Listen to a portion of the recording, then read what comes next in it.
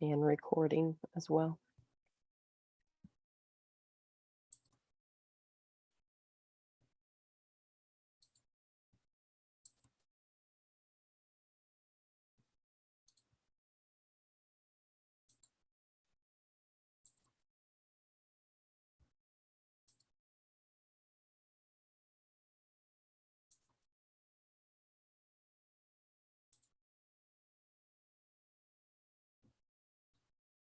Well, we are already live. Hey. Hi again on this, it is another beautiful sunny day in Florida. This is Toni Weel with Sarah from Virtuous Unicorns on episode 30 with our health Q&A. We haven't lately been getting many questions in. It's usually in the live chat that we get the questions. And yesterday I was, oh my gosh, we have to talk about that. And you know what? This morning, I can absolutely not remember what I was going to talk about. So unless we are going to come up with something. We always figure something out, huh? This is pretty bad. Well, we do have 6 people, so we have maybe 6 questions at least. But yeah, we have Jacob and Katie are on. Welcome, everyone. Yeah, we can do that. Everybody who wants to be on the chat, they have to ask a question. And Grant's on. Yay. We love seeing everyone in the chat. We did have some wonderful questions last week. I know Katie always comes up with some good questions for us too. But I know that when yesterday on our WhatsApp chat, where you were asking about getting like the biblical type questions all the time, I know I get those as well too. And I'm still in the process of learning the Bible and going through all of Charlie's Bible decodes. So actually hearing that message from him really helped me to understand better too, and how to respond to people. Because that's my biggest thing, is I don't know how to respond when people ask that, because I don't feel that I have the gnosis of the Bible at this point. Yeah, it was actually, I had the same, and that question came from one of my clients, and it was definitely very interesting. Do you feel that you can answer it now if I read his question? Not 100%. So I'm still not much on the fish, but I forget exactly what he said too, but I know the bread is the manna, which is like the thoughts from God, and we're taking it in from God. So every time they reference bread in the Bible, or people even talk about bread, he's not talking about physical bread. And then the leavened bread, I'm not familiar with leavened bread either. I've heard about it, but I don't really know much about it. So, yeah, but I mean, if you want to definitely read the question, we can, try to see exactly what. Yeah, maybe others have answers to that too, because I definitely don't know much about it or anything, to be honest. And this question came from Joseph, and he asked, is unleavened bread okay to eat? We are commanded to eat unleavened bread for the feast in scripture, and my family keeps that feast. No, I wouldn't want to eat it normally. I'm just asking for when the feast comes back up. The way I see it, if we aren't eating bread normally, then when scripture commands us to eat the unleavened bread, if it's not asking us to stop eating regular bread, it's asking us to start eating bread to begin with. Now, I know that it represents sin and getting rid of sin from your life, but there is something to physically keeping it just like the rest of the feast. I'm still trying to figure out why God would give the kosher commands in Leviticus and to be so specific. For me, those don't sound like allegory because of how specific they are and how it comes off as being something you physically do. He also gave the shoulder meat of the sacrifice to the priest. There are just so many examples all throughout scripture of eating meat, bread, and milk, so it's hard to figure out what they represent if allegorical. Now, I'm still sticking to it and avoid those things, but for me, I guess to fully accept this way we are meant to eat, I need to know what those allegories mean, and that they are real, and that they really aren't meant to be taken literally. And Colleen had sent me a part from the 12-minute part from Charlie where he explains it, and I have no clue if I play it, if you actually can hear it. You want me to try that? Yeah, I definitely guess you should. I was even just trying to listen to it as we were just as you were reading that too, and that manna is, or bread is manna, and those are thoughts from God, and that unleavened bread is because we are unlevel when we take thoughts from our right side of our brain, and we're supposed to only, or cast your net to the right. Yeah, when we take thoughts from our left brain, then then we're unlevel, and we should only take thought from the right side of the brain, which technically should take no thought, but just allow God to come in, and it comes in through the right side of the brain. But yeah, I mean, you could definitely try to play it and see if we can hear it. That is, if listeners are actually interested in hearing about this, let's Right. find out. I know it is like 14 minutes, so Yeah, I don't know. It is pretty long. 13.26. Yeah. Well, let's poll, you guys interested in hearing this? Yeah. Or maybe we could even post it somewhere too, so people could listen to it later. Yeah, I haven't, I know I can forward this because that's what I did. So, okay. I only see things about a gas bill. We have a new listener, someone that maybe not a new listener, but someone that made it to our live for the first time, and it's B Lady. So welcome. We're so happy to have everyone. Oh, hi. Yeah. And Katie does have a question. Surprise, surprise, she says. Katie, please just keep sending your questions in for sure. About quinoa, I used to eat that a lot because rice was no good, potato were no good. So heck, I ate quinoa. And I can make an absolutely great gluten-free bread out of it together with chia seeds and baking soda. And but then Dr. Morse told me, no, stop eating that. It's not helping your health. It's still a seed, a grain, high proteins, fats. It's and bread is dead. It's cooked. Now, what I did do, I sprouted it. When I made my bread, I had it overnight, let it soak in water. And you have to be really careful because if you soak it more than 12 hours, it gets a little smelly. And that is actually, then you might as well throw it out because you should have then rinse it again to not have that. But you can't sprout it until you actually see the sprouts. But I didn't do that. I had it sprouting maybe 10 hours and used it for bread. So I've had quinoa, but I don't know. Like, it's almost as like I'm not ever into it. Yeah, it is the cooked part. I do like it, of course, especially with some what is it, curry coconut stuff. But my gosh, then you combine carbohydrates and fats, and that's a no-no, especially for your health. What Dr. Morse said, Katie, is that if you feel the need to eat a grain or a seed, then use millets. So you can buy from, the brand is Deland, or DELAND, and they make zucchini bread, which is zucchini and millets. And don't look for their millet bread because that has a whole bunch of stuff added. It doesn't say on the package that it actually has, that it is gluten-free, because it's made in a facility with all kinds of other gluten stuff. But that was the only bread that, if we ate bread, that would be one to eat. But I still don't recommend it because I don't respond well to it. So I can't recommend it. But it's like, and he was like a once a week, a little.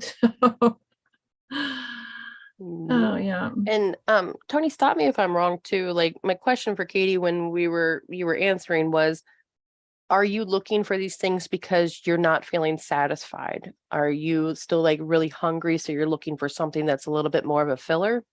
And then two, are you trying to detox, or are you just trying to eat non-mucusless foods? So usually when at least Toni and I are talking, we're kind of talking more along like the highest kind of levels of where you're pretty much in detox.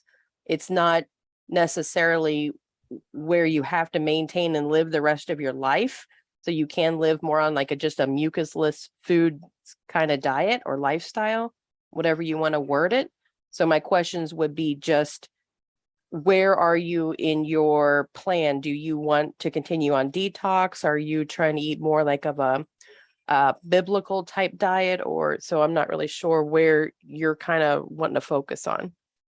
I don't know if those are kind of like good questions or whatnot. Yeah, that are good questions, and thank you for bringing that up. What Dr. Morse actually meant was for maintenance. Don't make it a daily staple of your diet, because then you go backwards. Always, I always refer to that mucusless foods list, because that shows you what is mucus forming and what is not. So then you can decide for yourself. And I think quinoa is on the same list actually as millet. It was just that I remember what Dr. Morse mentioned, like if you want to eat something like, a grain, then that would be the one to do it once in a while. Because, with everything for the rest of your life, you want to keep everything mucus forming out of your body. Because otherwise, you go back to where you were before. Absolutely. And keep in mind, are you eating because you're truly hungry? Because hunger is not really, there is no hunger. It's something that we believe is hunger because we are, one, brainwashed, but two, we're addicted to a lot of the foods in the first place. So it's not really us that is hungry per se.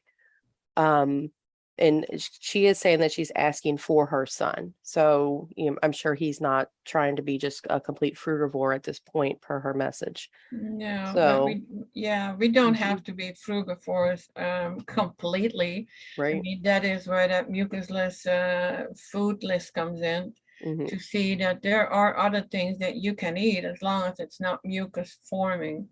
And I mean, we eat it once in a while. So Yep.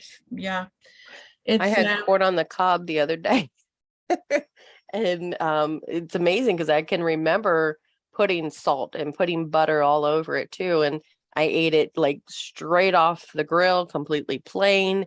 And it definitely does not digest. So yeah, definitely then, like with your son or whatnot, the list is always in Toni's show notes of her YouTube channel, the mucusless foods list.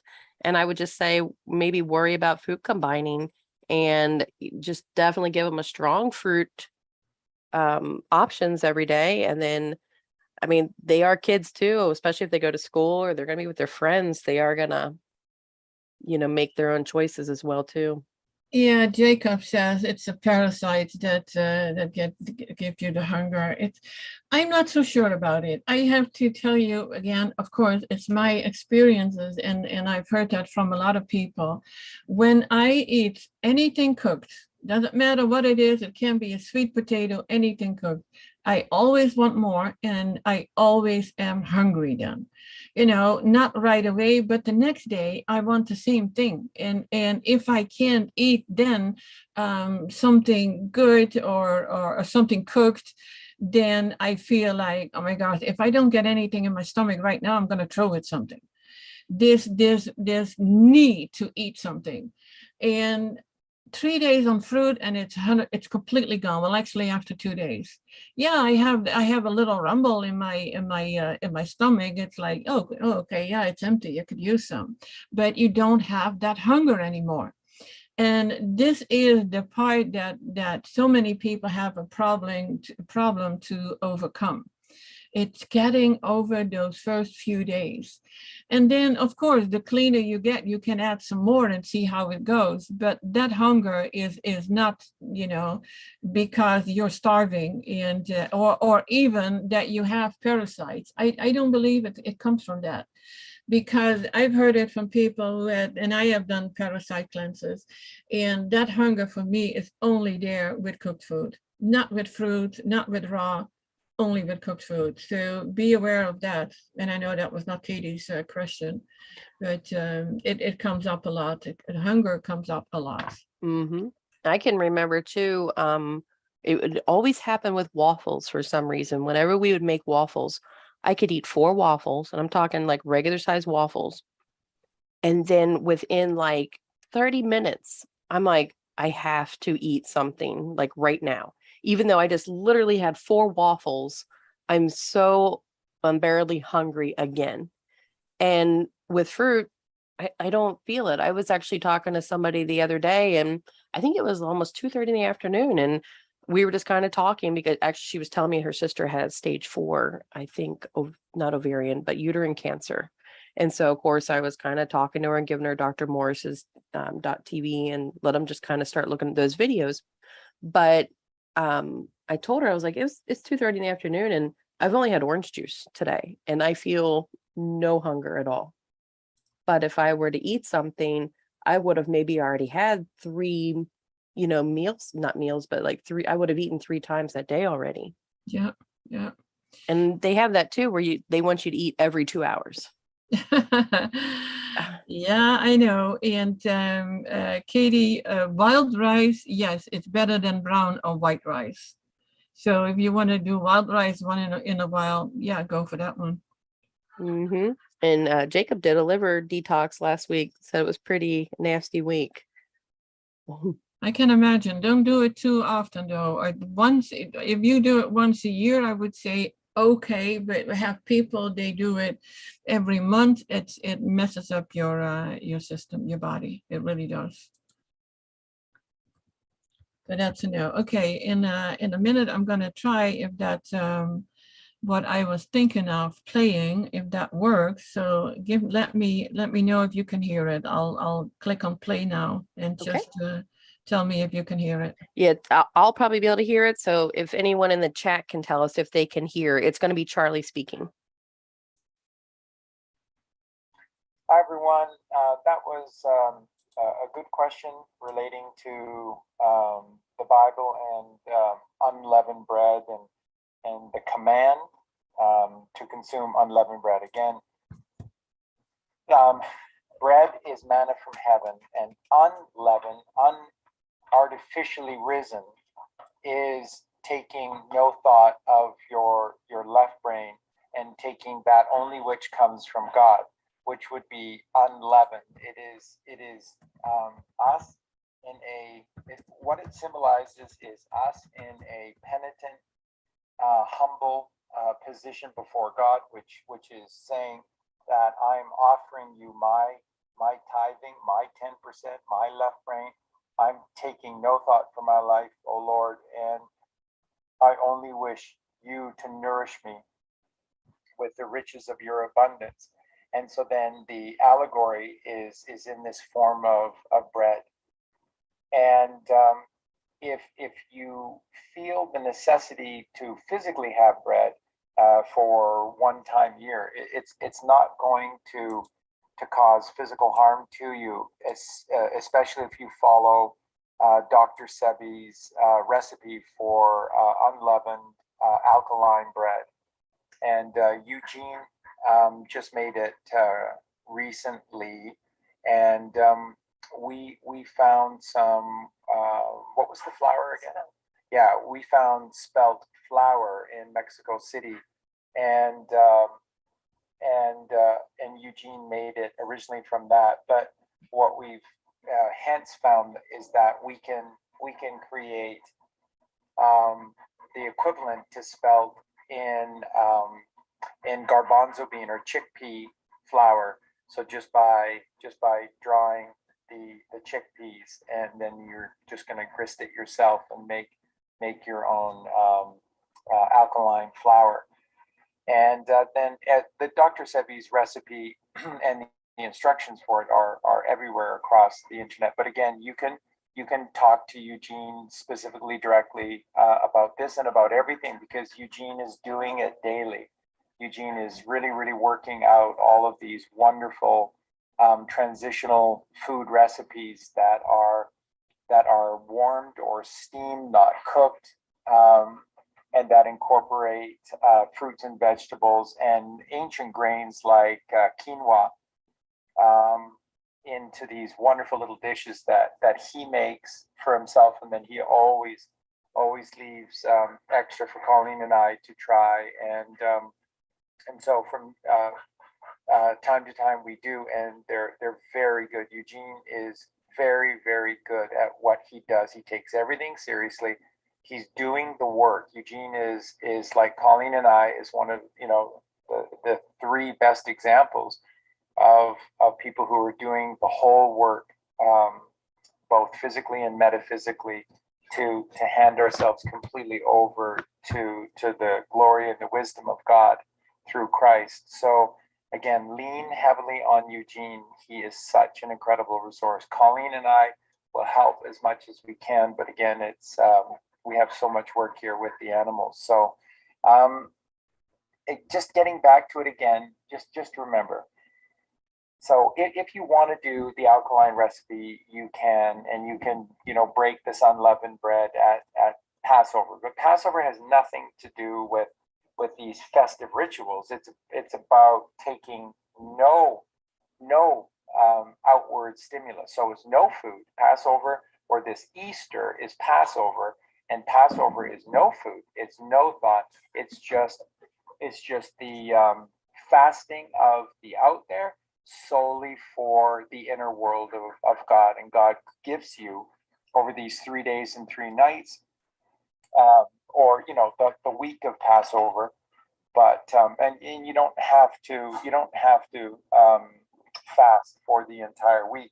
But those 3 days are very key, and you can certainly continue to juice fast the raw pressed fruit juices. But again, being as pure as possible for those last 3 days and 3 nights, which are the 3 days, 3 nights of Christ within the tomb, which is us going within our tomb between the two temples. And so you can do that, but again, bread is so heavy, and that's the opposite of what's being said on Passover. It is not to pollute the body. It is to only fill the body up with that which is manna from heaven, which is pure righteousness, which comes from God. And in time, when we grow, we'll all get to that point where we don't need to have physical food, because we take the nourishment of God. And it's hard to explain, but it becomes like food. When God fills you with all of this truth and all of this love and all of these magical abilities to do things to help others, you subsist off of that. You not only survive, but you thrive, and you realize over time you're not really eating much or anything. You're just so absorbed in this perfect creation that God has ready for us if we accept His way, His plan, instead of our stupid way and our stupid plan through our stupid thought brain of the left. But in the meantime, we got transition. In the meantime, Eugene is such a great resource. So, and as regard to Leviticus, again, really quickly, and as once again for Leviticus is it doesn't sound very, like you say, it doesn't sound very allegorical, but it is. The specifics can be used by those who are fallen to maybe begin a transition towards something that is cleaner and less vile. But even at that level, it really makes little to no sense, because never would God ever ask or command anyone to murder one of His creations in sacrifice to Him. He doesn't. The only thing you're ever supposed to sacrifice to Him is your left brain, is the thinking brain, is the thought where you think you know better than Not God. any part of an animal or a human being. Exactly, and this stupidity has to stop. It's just that the little parts of the Bible, like Leviticus, have been manipulated, and not much, because they don't know the genius of how it was written. But little bits have been manipulated, and so much has been omitted. So there is absolutely no way that the Bible, God, or Jesus would ever tell you to murder a living sentient being. Remember, when Jesus fed the multitude, and it's a massive parable, but it's also literally true. This is the miracle of God's creation, of the Hermetic principle. So all you ever have to do is to be living here and now and ready to answer God's call with 2 fish and 5 loaves. The 2 fish are your 6 and 7 chakras. The 2 fish are your 6 and 7 senses, which are in your third eye and your crown. So they're in your head, and that's wisdom. That's why it's 2 fish, and the 2 fish are in your head. And that's what wisdom is. When you cast thy net to the right into the right hemisphere of your brain, which is 90% of the brain's capacity. The 5 loaves of bread are the 5 physical senses in your body, and they need to be in alignment to God, which is subservient to God, which means that your 5 physical senses aren't out there trying to hump everything that moves around every corner because it's wearing a nice pair of jeans or something like that. You have to put your 5 physical senses out of this pain and pleasure mode. In other words, train the dragon. Train the dragon, as Colleen so rightly says and constantly teaches, is this training the dragon. And the training of the dragon is to put your 5 loaves of bread, which are your 5 in-body physical chakras and senses, in perfect alignment to God, which is humility to God, which is what do you want these 5 senses to do, which is to be kind to everyone, to serve others. Because again, the one thing that Jesus came and taught more than anything else, and you must know this, is no more sinning. This is what's got us into all of these problems and troubles. When you are kind, you can't sin. You cannot commit sin in kindness. So if we are our namesake in all moments, then we have nothing to worry about. And that's casting thy net to the right, which is called righteousness, which is the right hemisphere of the brain, which is doing the right thing. And that's what this is all about. Sin is to the left, to the left, to the left, as Beyonce saying. But Jesus saying to the right, to the right, to the right. And everything is about that. So the parable of Jesus feeding the multitudes with 2 fish and 5 loaves of bread, what do you think they were eating? Do you literally think that through the magic of his mind that pervade through his fingertips, that Jesus literally turned 2 fish into 5,000 fish, and that those 4,998 other fish that were then created were all magically murdered by Jesus from the ocean? Or is that purely a manna or miracle from God in the form of a fish? Because that's where people's minds and mindset are, that they have to take nourishment of something solid or something of the sea or something, that is dead and rotting or whatever. And everyone ate with such great joy and were contented because inside wasn't dead rotting flesh. It was God. They were eating the essence of the purity of the abundance of God. So he didn't manifest 4,998 dead rotting fish. It's God's wisdom. It's God's love in the shape of a fish. That's it. And the loaves and these loaves of the unleavened bread that were passed out, it's the same thing. He didn't grist flour and he didn't bake this. It's just magically created through the magic mind, which is the manifestation of God's abundance of love, which is everything. So that's what these allegories mean, and they are all allegories. And Leviticus is used by idiots to justify satanic, murderous ways. It's time to wake up and call it for what it is. Leviticus is massively misunderstood. Focus on the message, the true message of the Bible, every other single passage in the Bible, which teaches one way, one thing, which is God is the God of living, not of the dead. If you want life, you eat life. And again, over 90% of people recently questioned in a huge study that talked to hundreds of thousands of people in this test group, why do you eat animals? Why do you eat animal meat? Because, and over 90% said, well, they said for a variety of reasons, but over 90% all said for the protein.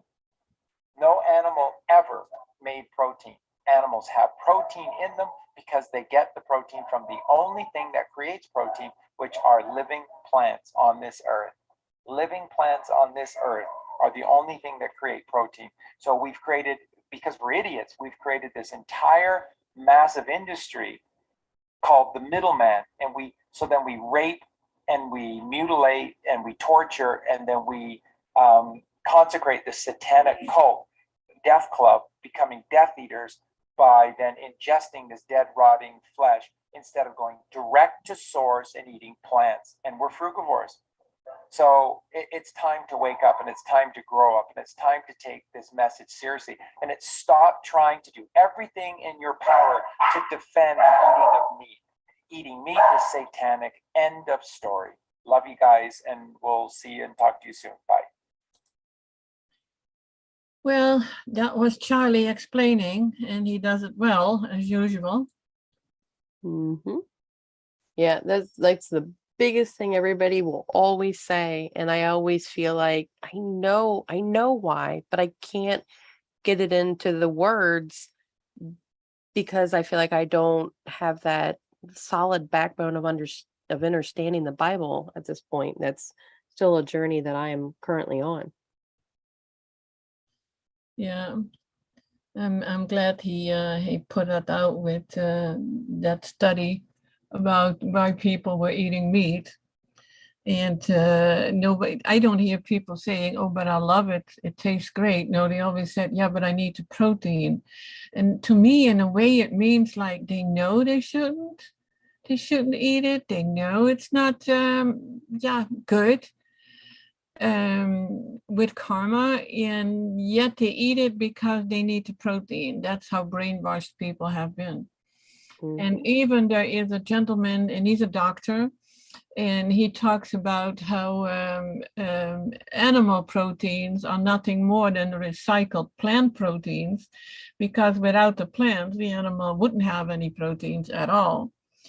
But still, when we think about the plant proteins, they're still not good for us. It's still hard to digest. Our body is not made for it. No, it's cellulose. Yeah. And what is cellulose? I know. Wood. Exactly. I used to, in my career as a fashion designer, it was actually one of my favorite fabrics. It was rayon, and that was made of cellulose. And I thought, well, it comes from wood, so it can't be bad. You know, it's still a natural product. Yeah. Yep. I know. Synthetic. Yeah, well, the fabric is in its sense, it's not really synthetic, but it's highly processed to get where it is, and it was as a they said as a byproduct. And I have to say, if I compare it to all the synthetics fabrics that are out there, I would prefer rayon over anything. You know, definitely over polyester and nylons, and my God, whatever combination they have. Yes. But that is the same like with I use silk a lot in my boutique, you know, with my designs, and I loved working with silk. But now I know more about where it comes from. I knew where it came from, but not what the practices were, and I didn't dig into it. I was like, oh, it's natural. How wrong can we be? Yeah. There were two other things I wanted to touch on, and one is B12 and the other eggs. And people would always say, well, I need to eat my meat so I can get B12. Well, where do you think the animals get the B12 from? It's in the dirt, on the ground of the food that they usually eat. So why are you going to sacrifice that animal and hurt your body? How much your body has to process that meat and work so hard to pass that meat just so that you can get some B12 of where you could just go out and hug a tree and get many benefits from that, and that doesn't hurt your body, instead of actually eating and killing that animal. So you're committing murder, even if you're not doing it yourself, and you are hurting your body by making your body digest all of that meat. So Yeah. that's the other thing I hear is the B12. And then the whole issue with the eggs, everybody says, I'm not murdering the chickens. I'm not hurting the chickens. I love my chickens. I'm caring for them and everything. Well, not only are eggs just completely not good for us, but a chicken should only have its menstrual cycle once every 28 days, just like a human female. They shouldn't be laying an egg every single day. It's something they've been bred into. And so that's really exploiting the chicken. And they should not be doing that at all. Just imagine if a woman was constantly on her menstrual cycle and constantly going through that every single day. That's the same thing that we have made our chickens do. And that is something that needs to be completely bred out of them so they can be back to the way they should be. And then we need to allow them to be what they're supposed to be. And I was reading in my research of fruit forest that the chicken actually lives in like a jungle type forest setting, and they are very important to the ecosystem of the forest, where they kind of handle the kind of ground management of the forest. So chickens actually really do play, or can play a big part in helping us to even live how we are, as long as they stay wild and they're doing what they're supposed to be doing and not laying eggs every single day. Yeah, I had chickens in the way past, and they were kind of wild, and they roamed free outside. I never, well, while they were there, I never found their eggs. Now it was the era of the Volkswagen bus, so of course we had one early 70s, and we had one sitting outside for parts, and I had 2 chickens and 1 rooster, and they were not friendly. They were small, they look cute, and I never found an egg ever. Wherever, it didn't matter, wherever around the house, in the field, no eggs. Well, at one time we were removing that Volkswagen bus for parts, and there was a pile of eggs. They've been hiding. hidden in the weeds under the Volkswagen bus, but definitely not the amount that you would expect after 2 years of a chicken, 2 chickens laying every day. Definitely not that much. So what you say, like, maybe once a month, that would be closer. Yeah, I mean, it was still the 70s, so maybe not every single chicken had that bred into them at that point as well, too. I know like somewhere around like the 80s was probably a transition period, and then the 90s, I think, is when it really started picking up. I mean, there's even, I won't say the food chain, but they can't have their full name anymore. They're just 3 letters now, because I think that they played a huge role in changing the chicken as we know it now. I mean, have you even seen the chickens from the 50s versus the chickens now? I mean, like, what was a chicken in the 50s? 3-5 pounds. Now it's what, like 10-15 pounds? Well, I That's have crazy. a picture. I always loved chicken. I have a picture of myself, and I must have been like maybe 3 years old. And those chickens were pretty big, because I barely was taller than those chickens were. So this was a farm, a big farm, and they raised chickens for eggs and meat, but not the way they do it now. All these chickens were out in the field. Yep. But they too were big. Yep. And free range also, like if you're ever driving down like a major highway or whatever, and you see those very long, like kind of dome-shaped barns that almost like, or they're half circles, I mean, and they got the fans on the outside, those are free range chickens in there, but they're still inside a place. And so, yeah, there's too many things where people really still dare to justify it. And even before, like when I started on this journey too, I was like, yes, but when we take milk or we're doing cheese or we're having eggs, we're not hurting the animal. But even as Grant just even said in the comments here, a cow's not supposed to make 8 gallons of milk a day either, which I haven't researched how many gallons they make a day, but yeah, like they're not supposed to produce milk constantly. So what's happening to those baby cows? Why they're trying to keep the cows pregnant to keep them producing? So none of this is kind. None of this is virtuous. I don't care how much the farmer loves the cow. At the end of the day, that's still not right.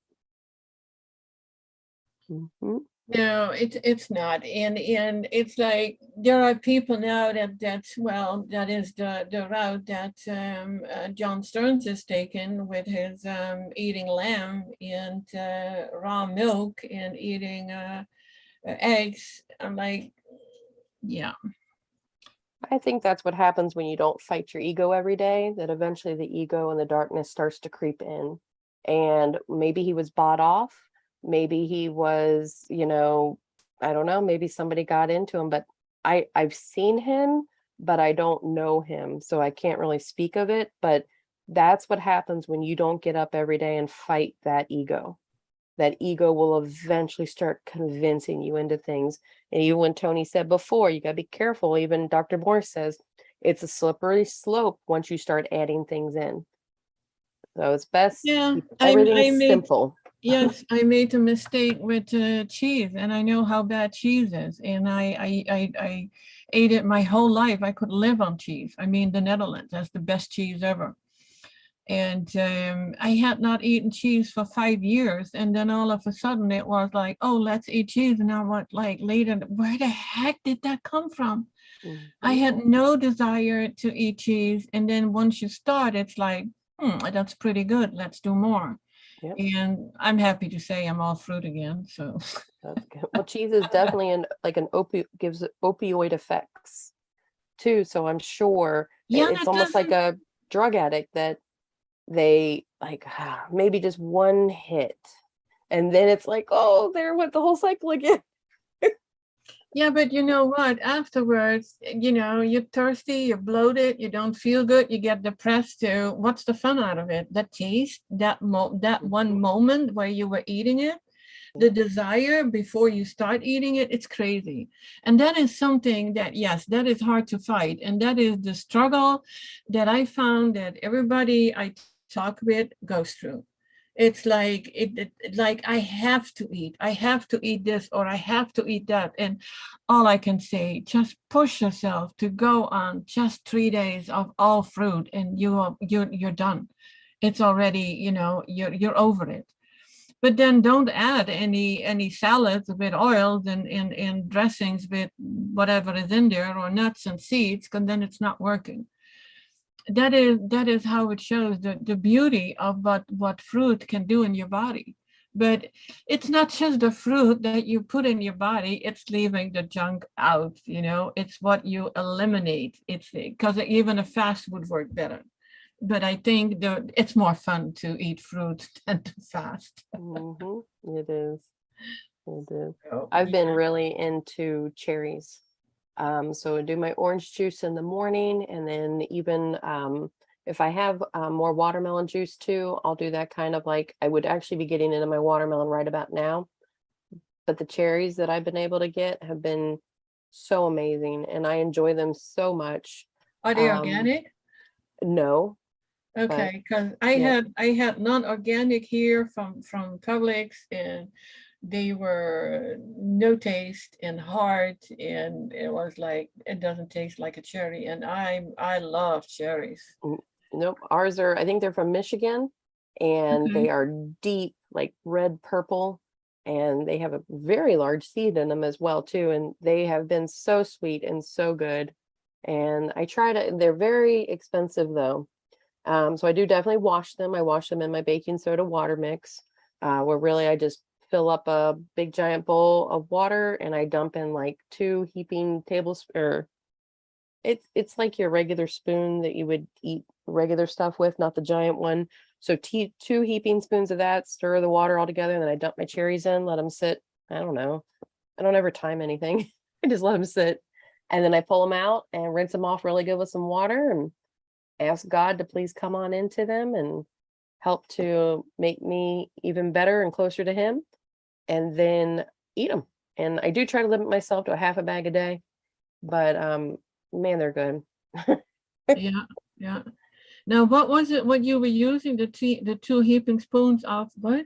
I call it baking soda, but it's the Oh, okay. Yeah, you use that with cleaning, right? Yes, Yes. I do too. Yes. Yep.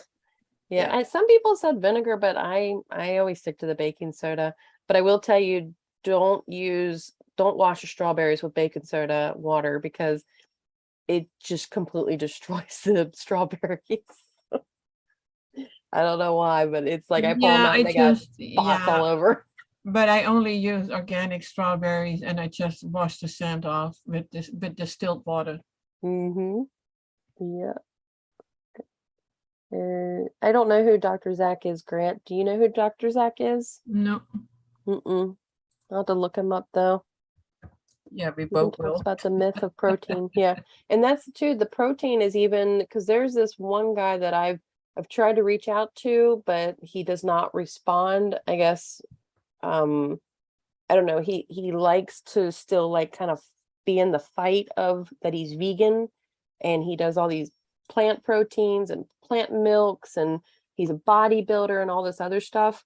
But he's stuck so much on the protein myth of it, and I've tried to like see if he would engage in conversation with me, but he won't. I have no idea why.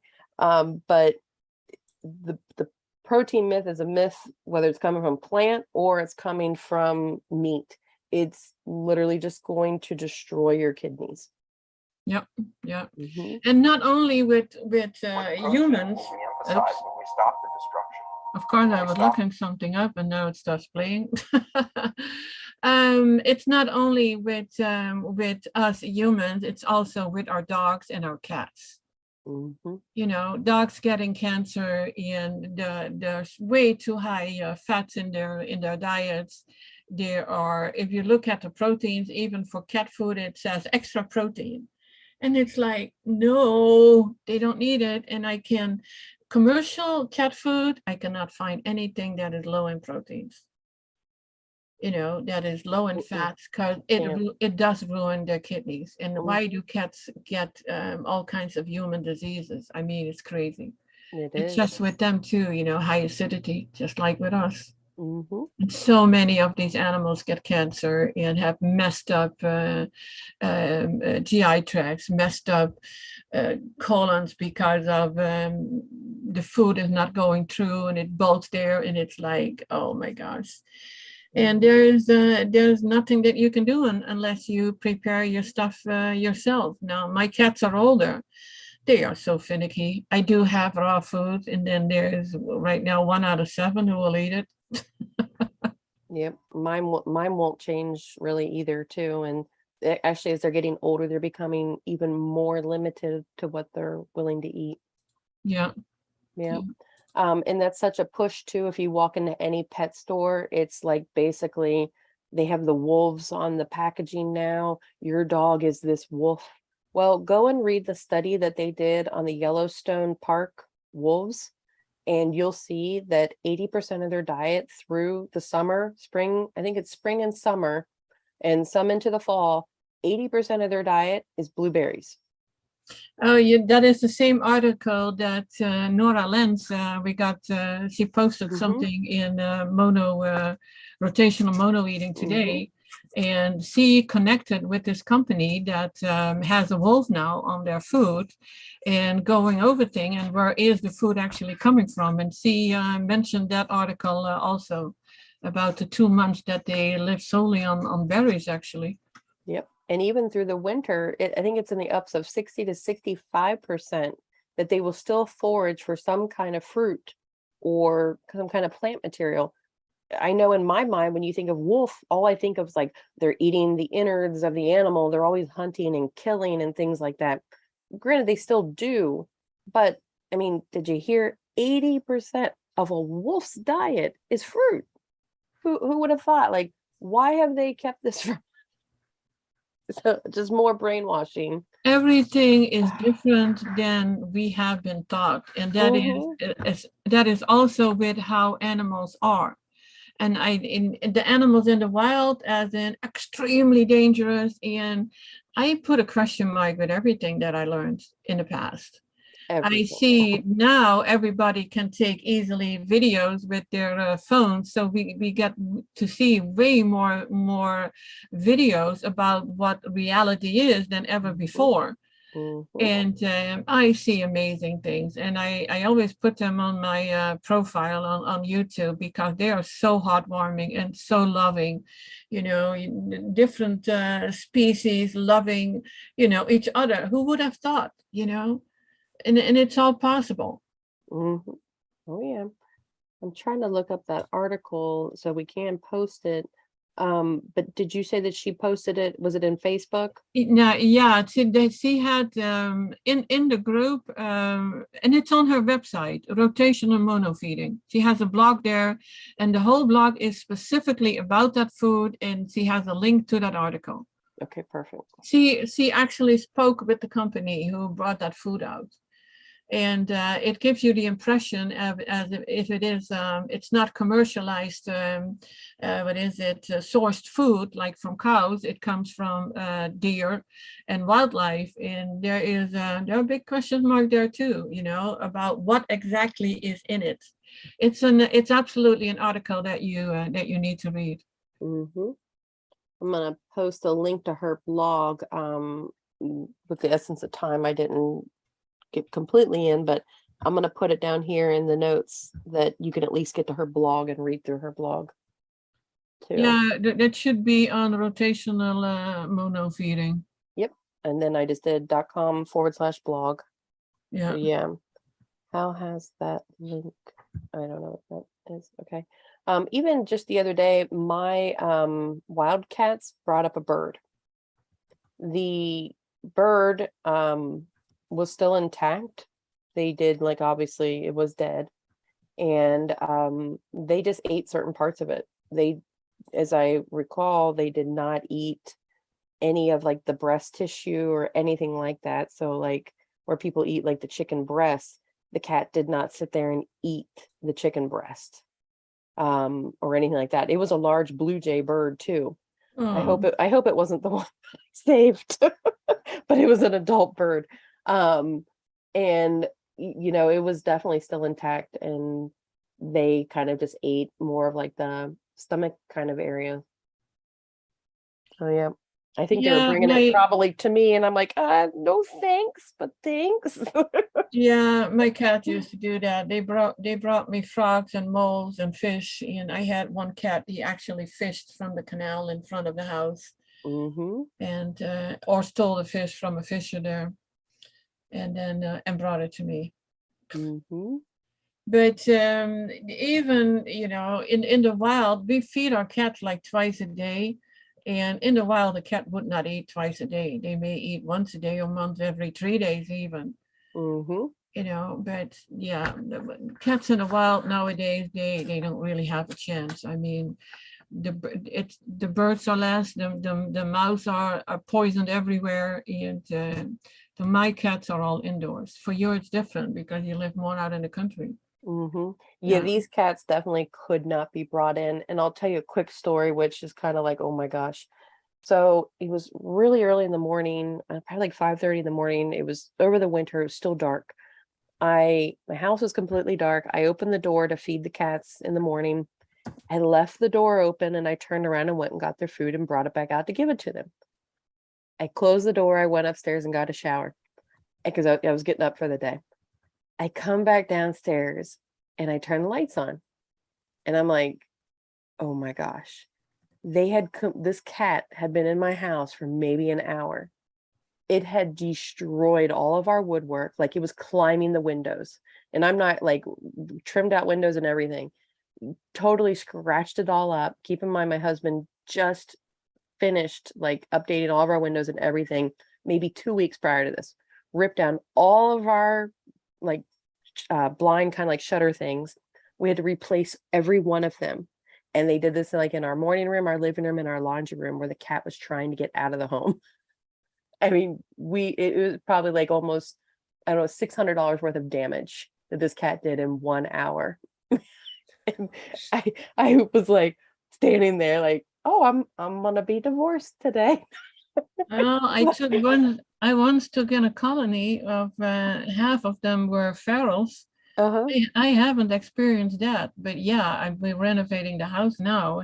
There are a lot of scratched up areas, but not as bad as what you Oh were my saying God. there. It was Gosh. terrible, terrible. Like there's even blood where I guess she was trying to eat its way out too. Yeah, Oh, it was so, and then like I saw her, luckily she didn't go to the bathroom in my house, but I opened the door and she took off. But yeah, so like when I'm feeding them, I can touch them. But if it's not feeding time and I see them any other time in the day out, they're feral. Like they will not come near me, come to me, or anything. So they are very feral. And some of them I've even had since they were like little babies.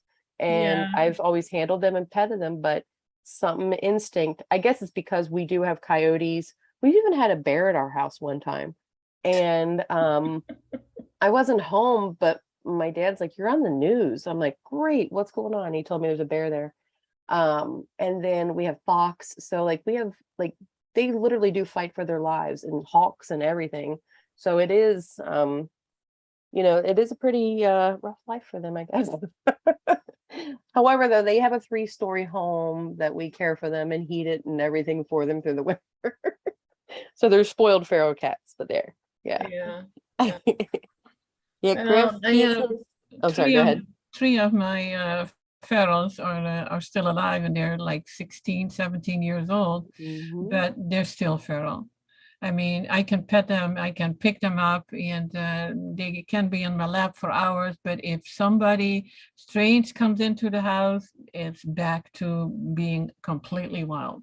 Mhm. It's they don't trust anybody. So and I had them two, have a mom and her two, a son and daughter, and they're both just as wild. But they're doing actually good. They were healthier than any of the other cats, maybe because they start their life with being outdoors. Yeah, yeah, it's true. Or So, even any noise or anything, they're like just totally will run and everything. So yeah, it's pretty funny. There was let's see, Grant, you feed your dog, your rescue dog only once a day with some treats. That's that's good, but definitely the link that I even provided in there, the rotational mono feeding, go into her website and look that up too, because there's even a video where she'll talk about it.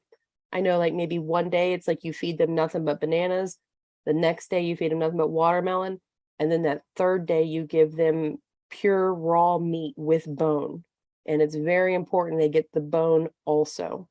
I forget the exact reason why, but it help with digestion? Do you remember?